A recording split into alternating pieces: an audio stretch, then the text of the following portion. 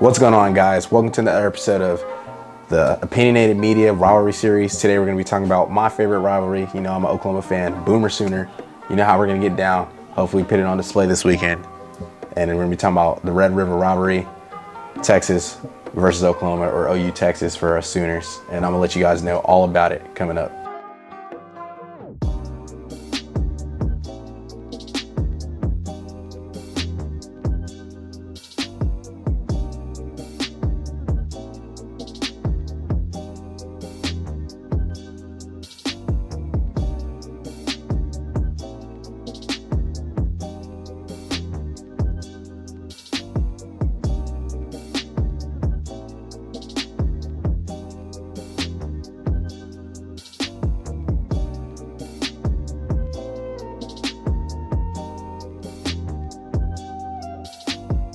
So a brief intro of the rivalry. It's called the Red River Shootout, Red River Rivalry, and Red River Showdown. If you don't know, it's called this because the states of Texas and Oklahoma are separated by the Red River. Texas fans think it runs burnt orange, but we all know it runs that rust, you know, red, that crimson, that real color. Each year the teams meet the second week in October in Dallas, Texas, was just about the middle between both universities, about 190 miles from Norman, Oklahoma, and 195 from Austin to Dallas. So it's smack dab in the middle. Beautiful sight. You got the Texas State Fair there. You got an old, broken down kind of Cotton Bowl vibe, a little old fashioned, old school, no shade in there. It's amazing. Split it down the middle, burnt orange on the left, crimson on the side by the tunnel. It's an amazing sight. Split right down the middle. I feel like it's the only college football experience to uniquely do this. So a little brief history. First met in 1900, but have been consecutively playing in Dallas every year since 1929. It's famously played in the Cotton Bowl, which I just mentioned. And there's nothing like, you know, just the vibes of that stadium. It's extremely rare that the teams meet up more than once, but it's happened in the modern day. Back in 2018, Texas and Oklahoma met in the Big 12 title game after the Longhorns had beat the Sooners back in October. Sooners got the revenge and some hardware to take home, some different hardware. So they played for the Golden Hat, if you guys don't know. But hey, they might have beat us in 2018, but when it came down to those chips, you know who got it done. There's only one. Some of the most notable games: 1958, Oklahoma had won 6 in a row against the Longhorns, and 9 of the 10 going into the 1958. Texas head coach Darrell Royal. You ever seen DKR headbutt a kid? Not one time. That's an innuendo. But Texas head coach Darrell Royal's second season, the former Oklahoma QB ended the losing stretch with a 15-14 upset of the number 2 Sooners. Now listen, Texas fans, you know, just got to get some stuff off in this video. Y'all's best coach ever and y'all stadium is named after a Sooner. So y'all might have the head-to-head, but y'all know deep down who runs that program. Anyways, 1963, for the first time in the series, Oklahoma and Texas met, and their number 1 versus number 2 matchup. Texas won 28-7 and didn't lose the rest of the season, which ended with consensus national championships and a win against Heisman winner Roger Staubach, number 2 Navy in the Cotton Bowl. In 1976, Texas coach Darrell Royal, or DKR, got that all off, accused OU and Coach Barry Switzer of spying on practice. Now, why would we look at them? We don't need to do that. As reported by ESPN, Royal challenged Switzer, assistant coach Laryl Lacewell, and the alleged spy Lonnie Williams to take a lie detector test. Imagine they got to do all this. Didn't even know this. This is kind of crazy. That he would donate $10,000 apiece to the charity of each man's choice if they passed. It eventually came out that Oklahoma was spying 4 years earlier when Chuck Fairbanks was the head coach. He wasn't in Switzer. For a 1976 game, President Gerald Ford was with both Royal and Switzer. There wasn't much conversation then, and they finished in a 6-6 tie. It was Royal's final Red River game. All right, 1984, UT was number 1, OU was number 3. I did not know UT was good in the 80s because you never talked about in the 80s. Oklahoma coach Switzer wore a beat Texas cap, and eventually longtime coach, Texas coach Mac Brown, was the Sooners offensive coordinator. Come on, bro. All their great coaches were there. What are we talking about?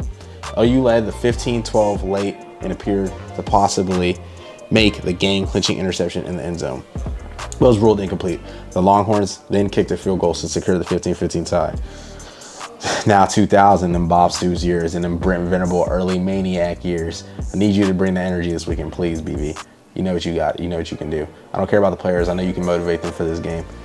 OU's surprising march to a national championship included a 63-14 drubbing of the Longhorns. There's a couple more 60 games we could talk about, but we won't talk about that. Drubbing of the Longhorns. Sooner running back Quentin Griffin tied the NCAA record with 6 rushing touchdowns. That's actually nuts. Went crazy. Oklahoma totaled 534 yards to Texas 154.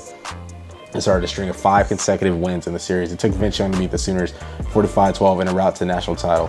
And that was a big game for Mac Brown. You know, Texas had been good in those times, but they couldn't beat Oklahoma. And they knew they had to win that game to get to the chip. If you watch the Texas Longhorn documentary, that's always on YouTube. If you guys watch that, they talk about that game.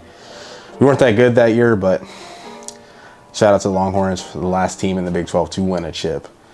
2008, since neither team had yet been under 35 points that season, the matchup of number 1 Oklahoma and number 5 Texas was expected to be a major display of offensive superiority. Neither team disappointed. Quarterback Sam Bradford, shout out to the boy Sam, tossed 3 first half touchdown passes to give the Sooners a 21-10 lead early in the second quarter, but Colt McCoy refused to let the Longhorns lose Oklahoma for a second straight season. After producing 10 quick points before halftime, McCoy led the Longhorns to 3 more touchdowns in the second half, including 2 in the final 8 minutes, to overcome a 35-30 deficit. I think it was, okay, yeah, sorry. 2021, one season after OU topped Texas in a 4-time double overtime game, the COVID game. The rivals had even more drama. Texas led by 21 points before the number 6 Sooners scored 25 points in the quarter to escape with a 55-48 win and remain undefeated. Insert Caleb Williams. Miss you, Caleb. Hope you're doing well over there at USC.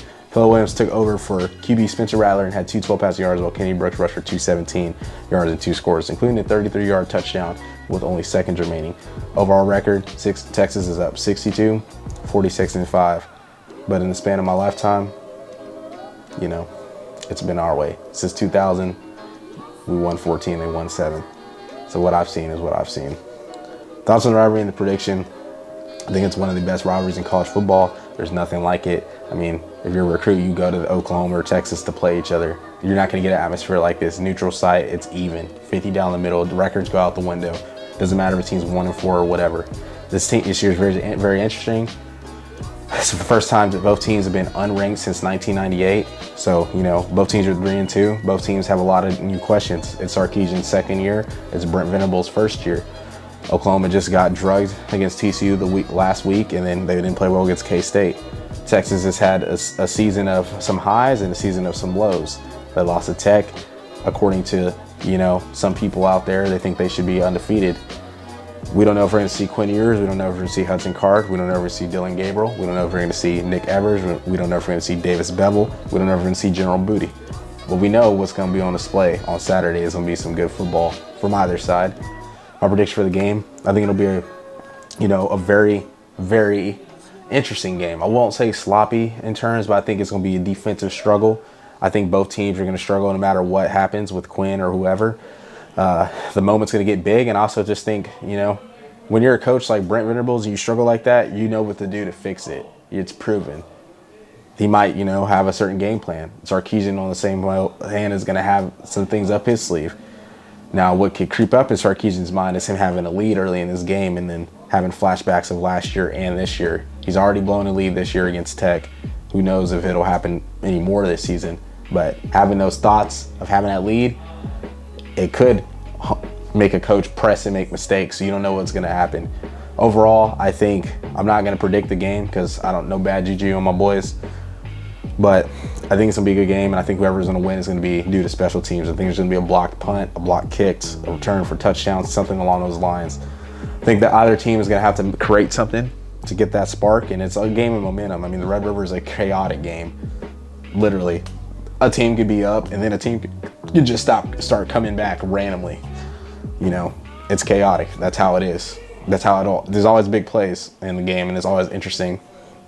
And I think it'll be a big swing game for both teams' season. They're both at 3-2, both at the bottom of the Big 12. I think if OU wins this game, it'll give them a kickstart momentum. They go into the next week, play Kansas, hopefully get that dub, and they'll hit that bye week, and I think they'll be fine. I think they'll be fine the rest of the year if they win this game. Big swing game. I think if Texas wins, I think it'll kind of get them over that hump of, you know, kind of, are we back? Are we back to being consistent, back to being good? I think it'll kind of get them over at least that hump. They at least know they can beat Oklahoma or play a team like that. And they've done it against Alabama. And hopefully that'll transcend for them into the rest of the year. But I definitely think it's a big swing game for both programs this season. You know, it's going to be a very important game for both coaches, right? Brent Venables has beaten Texas, but he's never done it as a head coach at Oklahoma. And Sarkisian has never beaten Oklahoma. He's only coached against them once. So I definitely think it's going to be a big, important game, you know, and it's always going to be an interesting matchup. So I'm hoping to see stuff, you know, put on display. I'm hoping to see a good game. I'm nervous as hell, as always, but, you know, that's what comes with this game. It's always chaotic. It's crazy. Nothing like, no greater feeling than winning, and no worse feeling than losing to Texas.